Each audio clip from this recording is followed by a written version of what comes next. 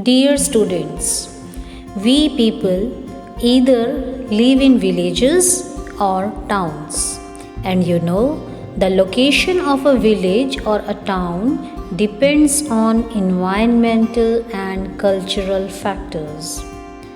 And the size and shape of a settlement varies greatly depending upon the functions it performs and the economic activities it has. Human environment interaction means how people affect their environment and how their environment affects them. We can see this from the example like early human beings dependent entirely on nature for food, clothing, and shelter. But with the time, they learned new skills to grow food, build homes, and develop better means of transport and communication. And in doing this, they modified the environment where they lived.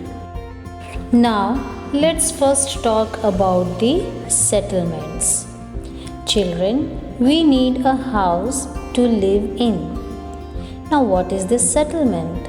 Settlements are actually places where people build their homes. Now, this house can be a hut, a bungalow, or an apartment. A cluster of houses form a settlement. Now, this cluster may have a few huts or a number of big houses. A large clusters are called towns or cities. The growth and development of a settlements depends upon suitable land, availability of water, favorable climate, and fertile soil. Initially, two factors help the growth and development of settlements. The farmers had to look after their crops, especially at the time of growing and ripening. Thus, they had to live close to their fields. Now, when the production of food increased, the farmers had enough to feed their families even during the non-cropping season. Thus, they stopped wandering in search of food and settled down at one place. Now, most of the early settlements developed along the river valleys.